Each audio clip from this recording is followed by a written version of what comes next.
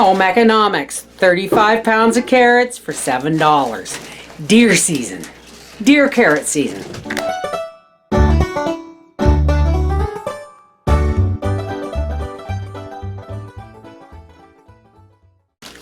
This, yeah, they've got to be peeled. So if you could fill that pot full of carrots for me. This is my 35-pound bag.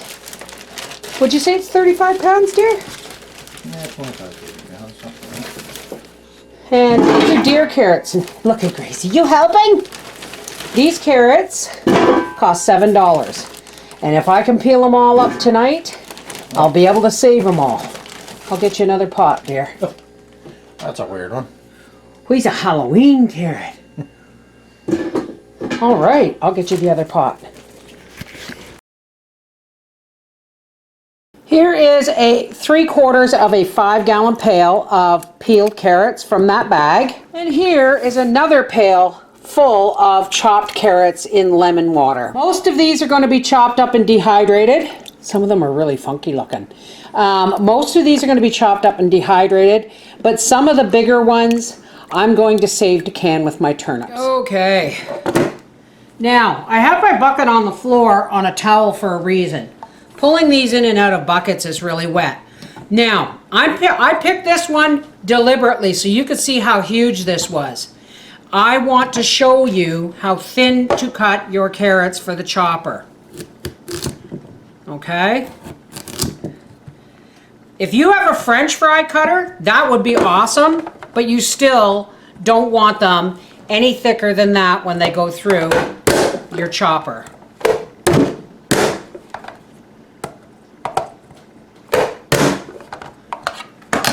And there is that cut up French fry look that we're looking for. No thicker than that. If the carrots are small, and you're going to get some if you're using deer carrots, you don't have to do anything except put them through the chopper.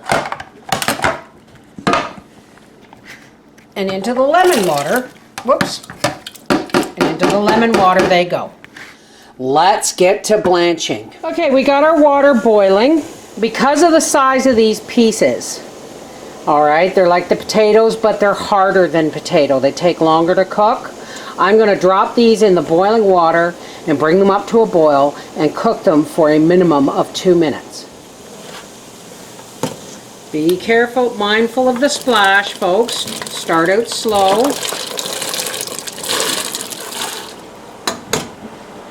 And then I'm going to clean my other stock pot and get the next bowl ready to blanch. Okay, as soon as these began to simmer, I set the timer for 3 minutes and there it is. So, it's always best to use a timer so that you know you're right, okay? Let's get these over to the sink. Okay, I have my other stock pot clean underneath because we're going to recycle the water going into the pot. And that first blanching, the water's already orange. Here are our blanched carrots, and here is our first dehydrator tray with a mesh screen. Now I have several mesh screens, and so I like to put one on the bottom and one midway up, because yes, this is going to be a rotate your trays job, because I have a lot of carrots and we're going to stack them really high. So let's get these on here. The thicker your carrot pieces, you wouldn't want to go, wow, these are hot. Okay, let's try the spoon. You wouldn't want to go any bigger than a French fry cut in several pieces, okay? And for that, you must make sure you simmer those for the full 3 minutes. Okay, that one shouldn't have been in there. For the full 3 minutes, to get that all the juices flowing and open up those pores so that it will dehydrate faster and rehydrate fuller. So when I have this batch on the trays, we'll be back. So I have 1, 2, 3, 4, and this will be 5. Yeah, I think I'm just going to be able to divide this one batch. Where'd my jar go? Where'd my jar go? I'm going to be able to divide this first pail of carrots between the two dehydrators. This is day 3. This is Sunday, and I started peeling carrots on Friday. And I finished peeling and was chopping them yesterday. Okay. Here we have our 6 trays.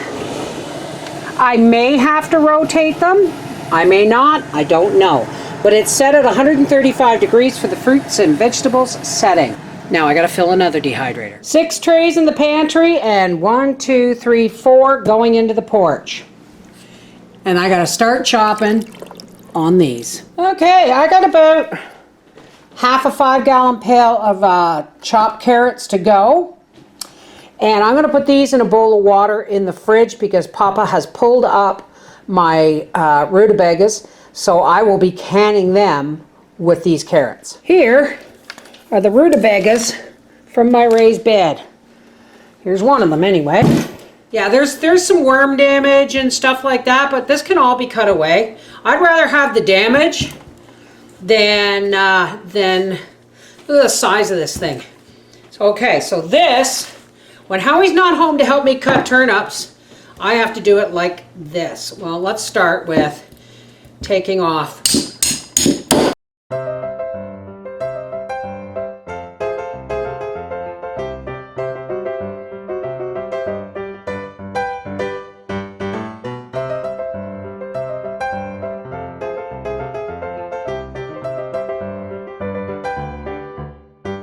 Okay, here's my little, I bought these peelers off of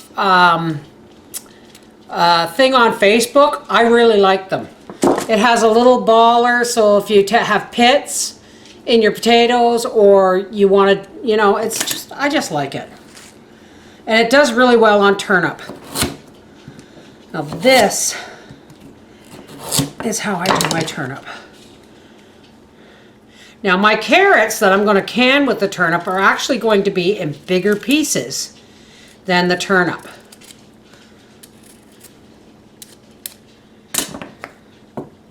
I do not, I repeat, do not recommend that you use this for turnip unless it's only a 1/2 to 3/4 of an inch thick, or you'll break this thing. Also, paring knife works just as well, and you have more control. Or at least I do. But the peeler's going to come in handy when my thumb starts to ache, because that's where my rheumatoid arthritis is in the bases of my thumbs. So this actually works. This is easier because I don't have to put pressure on my thumb, but I have to put pressure on this thumb to hold it. So it's, you know, 50-50. Okay, here is what 99 cents worth of turnip seeds got me. Almost half a stock pot. I think I'm going to take my own advice next year and buy from the farmer's market. But luckily, I also saved carrots to be canned with these turnips.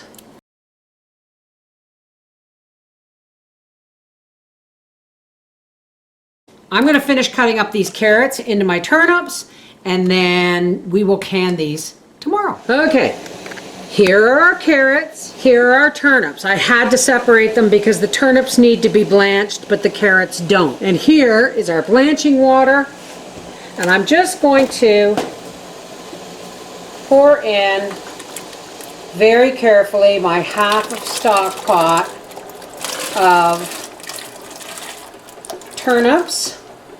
Make sure we get them all out. And we're going to let these rumble away here for 3 to 5 minutes while I rinse this out and get some more water on to boil to fill our jars with. Okay, our turnips are almost ready, so I'm going to start dividing these carrots between these jars because the carrots don't have to be blanched, but the turnips do.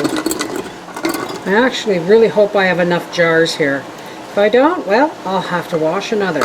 But these are fresh out of the dishwasher. Okay, the turnip's done blanching. I'm going to put our water on here. that we're going to use to fill our jars, and I'm going to strain the turnips and I'll be right back. Here's our blanched turnips. Alrighty, here I have my, well, you can't see them, can you? Here are my washed and rinsed lids, my washed and rinsed rings, my jars with the carrots in them, my salt. What am I missing? My debubbler. There it is. First things first. I'm going to put a cup of boiling hot water in with our carrots because they're big and bulky, so, and easy for air pockets to get in there. And now I'm going to top it up with my rutabagas. I think I'm going to need more jars. To 1 inch from the top.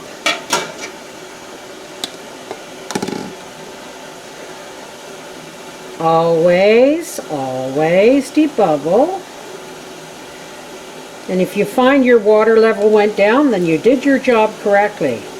Don't be afraid to add more.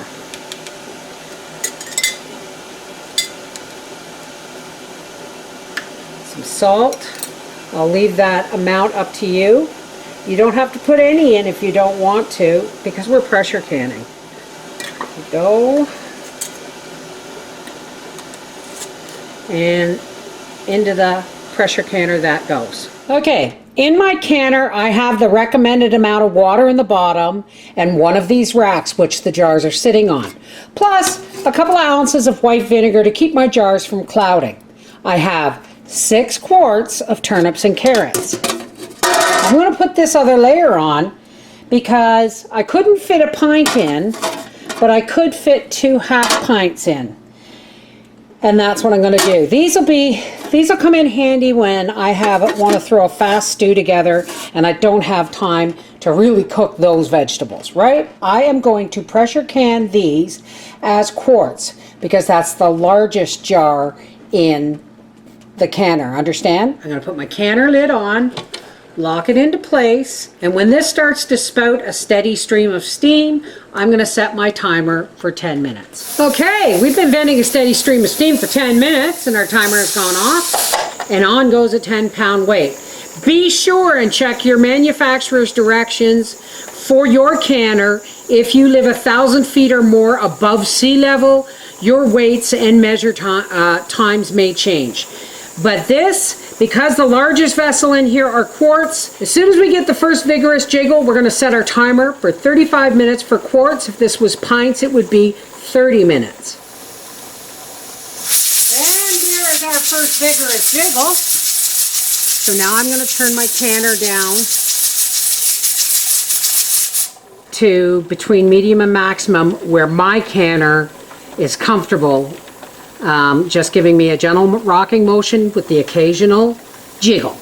And we're going to time this now, 35 minutes. Okay, our timer has gone off, and I'm going to shut the heat off, and I'm going to allow this to cool naturally. Never, ever, ever plunge it into cold water. Never jiggle the weight. Never move the pot. Let it cool down until you can touch it comfortably. Okay, this is over 8 cups and this is almost 2 cups. So together I'm going to say we have 10 cups of dehydrated carrots. We also have 6 1-quart jars of carrots and turnip and 2 half-pint jars. So I'm going to count this as a meal, and then these are 6, so there's 7. Now I use a half a cup of vegetables per meal. For instance, if I was going to make beef stew, I would use a half a cup of dehydrated carrots and a half a cup of potatoes and 2 onions, plus my stew beef. So I'm going to say this is 10 cups, so that is 20 servings for 2. That's for 2. Plus 7 is 27 meals of carrots and turnips. I paid $7 for the carrots and 99 cents for the turnip seeds. And that works out to between 25 and 29 cents per meal of carrots and turnips. Can't beat it. This is the Mrs. Wolfie from our half-acre homestead saying whether you take advantage of a sale to dehydrate and can up extra produce, having extra, especially in the wintertime, is totally the point. And that is home economics. Take care, God bless.